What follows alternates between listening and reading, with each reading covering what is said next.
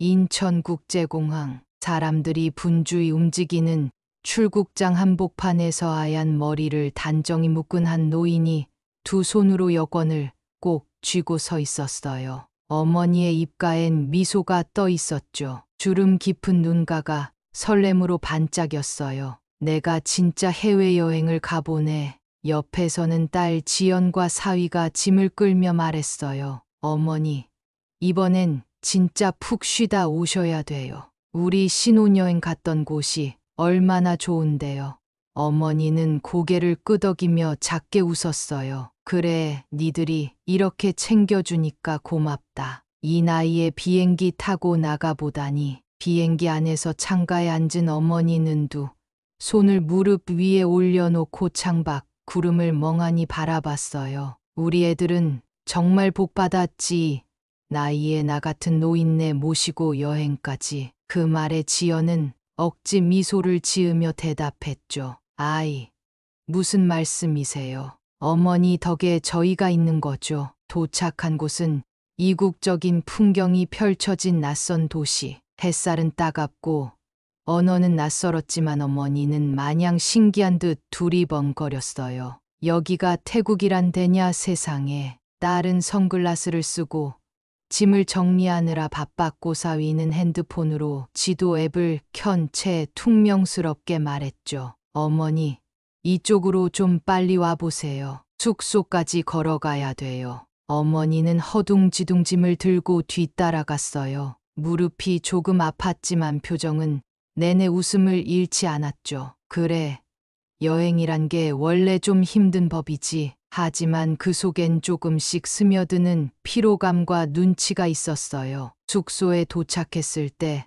딸은 방 열쇠를 툭 어머니 손에 쥐어주며 말했죠. 어머니 방은 여기요. 저희는 반대편 방 쓸게요. 어머니는 고개를 끄덕이며 말했어요. 그래, 너희 신혼인데 방 따로 써야지. 하지만 문이 닫히고 조용해진 방 안에서 어머니는 여행 가방을 열다가 잠시 손을 멈췄어요. 그리고 아주 작은 한숨이 문틈 사이로 새어나왔죠. 여행 첫날 아침. 어머니는 일찍 눈을 떴어요. 창밖으로 낯선 새소리가 들려오고 묵직한 공기가 방 안에 가득했죠. 아직 어색한 침대에서 천천히 일어난 어머니는 가방 안에서 조심스럽게 준비해온 약봉투를 꺼냈어요. 이건 아침에 꼭 먹어야 하는 건데. 작은 물병으로 약을 넘기며 어머니는 문틈을 살짝 열어봤어요. 딸과 사위 방은 여전히 조용했어요. 아직 안 일어났나 보네. 부엌도 없고 냉장고도 없는 숙소 안에서 어머니는 괜히 가방을 몇 번이고 다시 열었다 닫았어요. 저기 나가서 커피라도 사올까 아니야. 길도 모르는데. 그때서야 이 낯선 도시에서 자신이 아무것도 할 수 없다는 사실이 조금씩 실감되기 시작했죠. 오전 11시쯤 딸과 사위가 부스스한 얼굴로 거실로 나왔어요. 아, 잘 잤다. 오늘은 마사지 받으러 갈까? 사위는 핸드폰을 보며 말했고 딸은 어머니를 슬쩍 바라보며 말했어요. 어머니는 그냥 숙소에서 좀 쉬실래요? 어머니는 당황한 듯 웃었어요. 아니, 나도 같이 가면 안 되나? 사위가 멋쩍게 웃으며 말했죠. 아, 그게 현지 마사지샵이 다 외국어로 돼 있어서 어머님은 불편하실 수도 있거든요. 딸도 곧장 덧붙였어요. 어머니 피곤하시잖아요. 오늘 하루는 좀 푹 쉬세요. 우리가 점심까지 사올게요. 그 말에 어머니는 애써 웃으며 고개를 끄덕였어요. 그래, 그러지 뭐. 그럼 나는 여기 있을게. 문이 닫히고 조용해진 숙소 안. 혼자 남은 어머니는 낯선 벽지를 바라보다가 작은 한숨을 내쉬었어요. 여행이 이런 거였나? 여행 3일째 아침. 해가 막 떠오른 시간 숙소 안은 여전히 고요했어요. 하지만 어머니는 그 조용함 속에서 어딘가 불안한 기운을 먼저 느꼈어요. 문 너머에서 무스럭거리는 소리가 들렸거든요. 애들이 벌써 일어났나? 살며시 문을 열고 거실로 나와 보니 딸과 사위가 분주히 짐을 정리하고 있었어요. 어머니는 놀란 듯 물었죠. 이렇게 일찍 어디 가려고? 지연은 순간 놀란 표정을 지었다가 금세 억지 웃음을 지으며 말했어요. 아, 어머니. 우리가 오늘 잠깐 외출하려고요. 예약해둔 투어가 있는데 어머님은 많이 걸으시면 힘드시니까. 사위도 슬쩍 말을 보탰어요. 저희가 금방 다녀올게요. 점심 전에 들어올 거예요. 에어컨, 리모컨 여기 있고요. 물은 냉장고에 있으니까 걱정 마세요. 어머니는 잠시 머뭇거리며 말했어요. 그럼 나도 따라가도 되나 싶어서. 지연의 얼굴이 살짝 굳었어요. 그러다 이내 웃으며 고개를 저었죠. 에이, 어머니, 길도 낯설고 너무 덥잖아요. 이따 점심엔 맛있는 거 포장해 올게요. 그 말에 어머니는 작게 고개를 끄덕였어요. 그래, 그럼 조심해서 다녀오너라. 딸 부부는 작게 인사하고 현관문을 닫고 나갔어요. 문이 닫히는 소리가 어쩐지 그날따라 유난히 무겁게 들렸죠. 어머니는 천천히 거실 가운데에 앉아 고요한 방 안을 둘러봤어요. 낯선 언어로 적힌 안내문, 말도 통하지 않는 호텔 직원, 잠긴 와이파이, 그리고 아무 연락도 없는 딸 부부의 방. 그래도 곧 온다 그랬으니까 어머니는 솜가방을 옆에 두고 그 자리에 앉은 채로 아주 오래 기다렸어요. 정오가 지나고 햇빛이 창밖으로 깊숙이 들어오던 시간. 배는 고팠지만 어머니는 아까부터 문만 바라보고 있었어요. 점심엔 포장해 온다 했는데 그러다 핸드폰을 꺼내 딸에게 전화를 걸었어요. 뚜뚜 고객님께서 전화를 받을 수 없어. 한 번, 두 번, 세 번 여전히 연결되지 않았어요. 메시지도 남겼어요. 지연아, 괜찮니? 어디야? 답은 없었죠. 그렇게 1시간이 더 지나고 2시간이 지나고 해가 조금씩 기울기 시작했어요. 어머니는 다시 딸 방문을 열었어요. 그 안은 아무도 없는 채 깔끔하게 비워져 있었어요. 옷장도 욕실도 화장대도 짐은 전부 사라져 있었죠. 그 순간 어머니의 두 손에서 휴대폰이 툭 떨어졌어요. 눈가에는 미처 흐르지 못한 눈물이 맺혀 있었고 입술은 떨리고 있었어요. 설마 그런 건 아니겠지. 그 말조차 확신 없이 흘러나왔어요. 손가락이 떨리며 다시 전화를 걸었지만 여전히 똑같은 음성 안내만 돌아왔죠. 아무도 없는 방, 잠긴 문, 끊긴 연락. 그제야 어머니는 자신이 남겨졌다는 사실을 느끼기 시작했어요. 그 외로움은 더운 나라의 햇볕보다도 훨씬 더 뜨겁게 가슴을 태우고 있었어요. 그날 밤 숙소의 조명은 낮게 깔려 있었고 어머니는 작은 침대에 앉은 채 가만히 창밖만 바라보고 있었어요. 밤하늘엔 별 하나 없고 멀리서 들려오는 자동차 소리만 이 도시가 살아있음을 증명하고 있었죠. 지연아, 정말 너희가 날 두고 간 거니? 어머니는 핸드폰을 손에 쥔 채 다시 한번 전화를 걸었지만 수신 불가. 메시지도 이미 10개가 넘었고 읽음 표시조차 없었어요. 그 순간 어머니는 조용히 무릎 위에 머리를 묻었어요. 숨죽여 흐느끼는 소리가 방 안을 가득 채웠죠. 내가 무슨 짓을 했다고 니들이 왜 날 이렇게 두고 가? 그 눈물은 서럽고 억울하고 무엇보다 믿을 수 없어서 더 아팠어요. 다음 날 아침, 어머니는 더는 숙소에 머무를 수 없다는 듣작은 가방 하나를 들고 밖으로 나섰어요. 햇살은 여전히 뜨겁고 거리엔 낯선 간판들 뿐. 언어는 하나도 들리지 않았고 길을 묻고 싶어도 말이 나오지 않았어요. 지나가는 사람들은 바쁘게 걸어가고 누군가는 의심스러운 눈빛으로 쳐다보기도 했죠. 어머니는 땀이 맺힌 이마를 닦으며 낯선 거리 모퉁이에 주저앉았어요. 작은 그늘도 없는 벽 아래 사람들 틈에 쪼그려 앉은 노모. 양손엔 여권과 핸드폰만 남아 있었어요. 어떻게 해야 어디로 가야 그 목소리는 이제 거의 들리지 않을 정도로 작았고 눈은 자꾸만 감기려 했어요. 온 세상이 흐릿하게 번져가는 순간 누군가 그녀 앞에 멈춰섰어요. 실례지만 괜찮으세요? 그 말은 한국어였어요. 어머니는 깜짝 놀라 고개를 들었고 그 앞엔 한 젊은 남성이 걱정스러운 얼굴로 서 있었죠. 한국 분이세요? 괜찮으세요?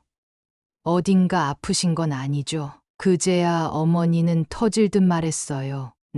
우리 딸이 여기서 날 두고 갔어.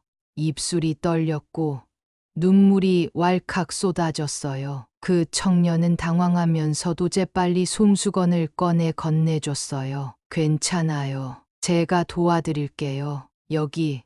저도 유학생이에요. 천천히 말씀해 주세요. 작은 카페 안 어머니는 차가운 물 한 잔을 앞에 두고 젊은 청년과 마주 앉아 있었어요. 그게 내가 여길 왜 오게 된 건지 모르겠어.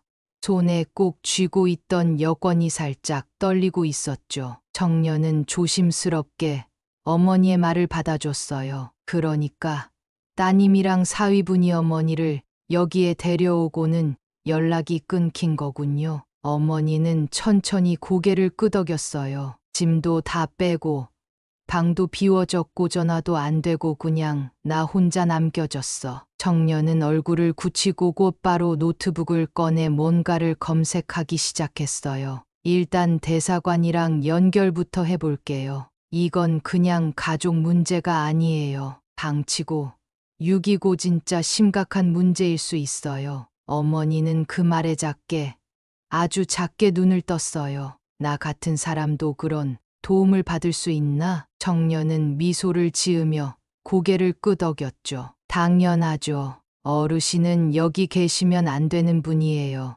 이제부터는 제가 같이 움직여 드릴게요. 그날 오후 청년의 도움으로 어머니는 주변 대사관에 도착했어요. 접수처엔 한국인 직원이 있었고 어머니를 본 직원은 깜짝 놀란 얼굴로 말했어요. 혹시 뉴스에서 봤던 그분 며칠 전부터 SNS에 사진이 떠돌았어요. 버려진 한국 노무 이런 제목으로 어머니는 멍한 얼굴로 물었어요. 내 사진이 세상에 퍼졌다고요? 직원은 미안한 듯 고개를 숙이며 말했어요. 죄송해요. 신고가 늦어졌지만 그래도 이젠 저희가 도와드릴 수 있어요. 청년은 곁에서 어머니 손을 살며시 잡았어요. 돌아갈 수 있어요. 그리고 그 사람들 그냥 넘어갈 수 없을 거예요. 어머니는 그제야 두 손으로 얼굴을 가렸어요. 눈물인지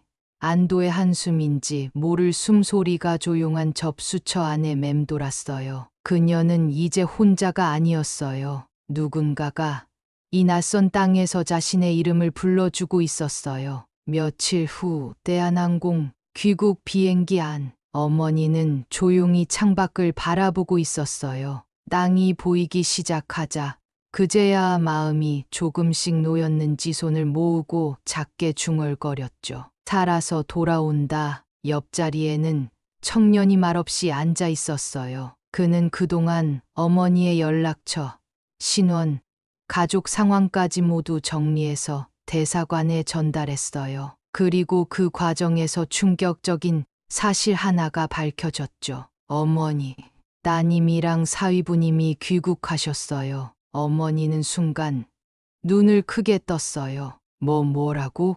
이틀 전 비행기로요. 그리고 귀국 후 연락처는 전부 차단 상태랍니다. 어머니는 한참을 멍하니 앉아 있었어요. 그 사실이 믿기지 않는 듯 아무 말도 하지 못한 채로요. 그녀는 그때 깨달았어요. 이건 단순한 실수가 아니었다는 걸. 귀국 후 어머니의 사연은 연지 대사관 SNS를 통해 알려졌고 곧 뉴스로 퍼졌어요. 해외여행 간 노모, 현지의 방치 자식들은 귀국 후 연락 두절, 한국 노인 유기 사건, 분노한 여론, 인터뷰 요청이 쇄도했고 시민단체들은 그녀에게 도움을 주기 위해 움직였어요. 그리고 며칠 뒤 딸과 사위는 한 방송국 카메라에 포착됐어요. 어머니요.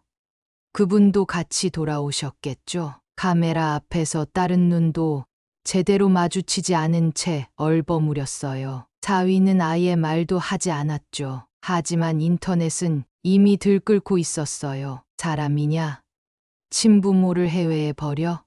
법적으로 책임 물어야 한다. 그날 밤 어머니는 작은 방 안에서 조용히 뉴스를 바라보고 있었어요. 인터뷰 요청도 복지 지원도 많았지만 그녀는 그저 TV를 끄고 혼잣말처럼 중얼거렸어요. 나는 그저 가족이 그리워 따라갔을 뿐인데 그 말에 담긴 허탈함은 어느 기사보다도 무거운 진실처럼 들렸어요. 며칠 뒤 작은 동네 한켠에 위치한 노인복지센터. 어머니는 센터장이 마련해준 조용한 휴게실에 앉아 있었어요. 창밖으론 봄빛이 스며들고 있었죠. 여긴 참 조용하네요. 센터 직원은 따뜻하게 웃으며 말했어요. 햇빛 좋고 사람들 다 따뜻해요. 할머니처럼 혼자 계셨던 분들도 많고요. 어머니는 조용히 고개를 끄덕였어요. 그래도 이렇게 돌아올 수 있어서 다행이에요.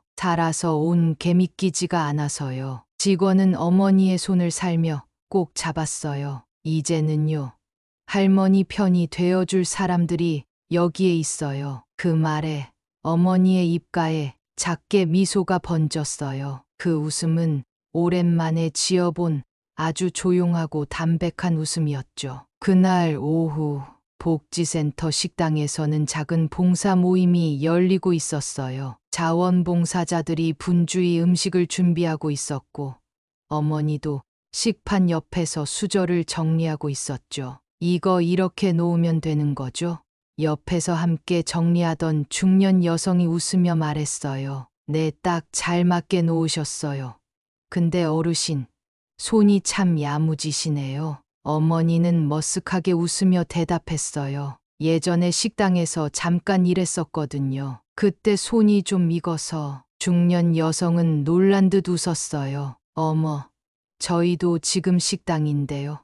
조만간 어르신께 레시피 좀 배워야겠어요. 어머니는 작게 웃으며 수저를 나르다 문득 비워진 식당 한편을 바라봤어요. 그때 떠올랐던 건 그 낯선 도시의 외로운 숙소가 아니라 지금 이곳의 따뜻한 온기였죠. 나는 버려진 게 아니었어. 그냥 더 나은 곳으로 옮겨졌을 뿐이야. 몇 주 후 법원 앞 딸과 사위는 굳은 표정으로 취재진의 플래시 세례를 받으며 걸어 나왔어요. 해외에 어머니를 방치한 이유가 뭐였습니까? 지금도 연락 안 되는 겁니까?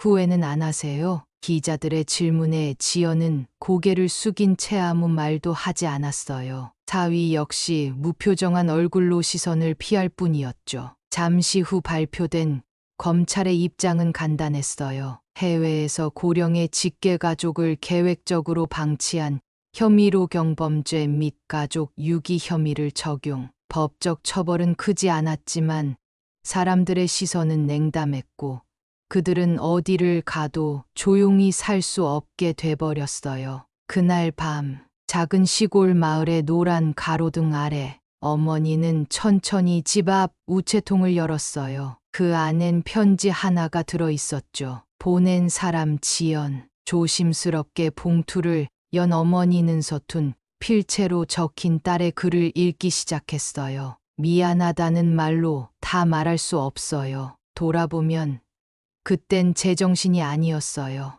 그래도 엄마가 잘 지내고 있다는 소식을 듣고 나서 처음으로 마음이 놓였어요. 편지를 다 읽은 어머니는 한참을 멍하니 서 있었어요. 그리곤 종이를 접어 작은 철제함에 넣고 말했죠. 그래, 이젠 그 아이가 나를 용서하길 바라는 시간이겠지. 그 말엔 원망도 미움도 오히려 아주 오랜 엄마의 마음이 담겨 있었어요. 그날 밤 어머니는 혼자 반찬을 만들었어요. 작은 콩자반과 나물무침을 반듯하게 담고 고요히 한숨을 쉬었죠. 누가 먹지 않아도 괜찮아. 이건 내가 나한테 주는 음식이니까. 그녀는 혼자 밥상을 차리고 작게 웃으며 따뜻한 국을 한 숟갈 떴어요. 이제는 그 어떤 외로움도 이 여인을 무너뜨릴 수 없었어요. 몇 달 후 작은 시골 마을의 공터 한쪽에 노란 간판이 달린 조그만 반찬 가게가 문을 열었어요. 정이 담긴 밥상. 그 가게 안에는 흰 앞치마를 두르고 반찬을 나누는 한 노인이 있었어요. 바로 그 어머니였죠. 아, 이거 진짜 예전 맛이에요.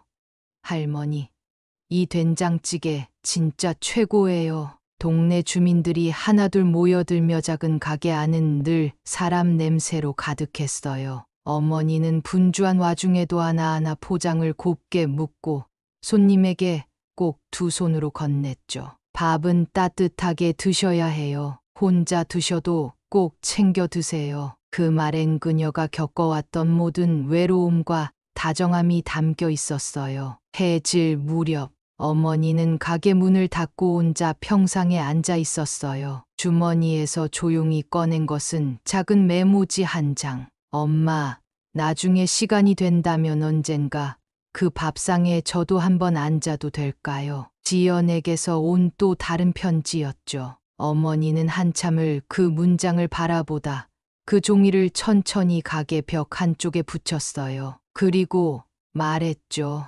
밥상은 언제나 펴져 있는 거란다. 누구든 돌아올 수 있게. 저녁놀 아래 작은 반찬 가게의 창문에 불이 켜졌고 어머니의 손엔새로 만든 콩자반이 담긴 접시가 들려 있었어요. 이제 그녀는 누구에게 버려진 이름이 아니었고 누군가에게 따뜻함을 건네는 누군가의 엄마, 그리고 자기 인생의 주인이었어요.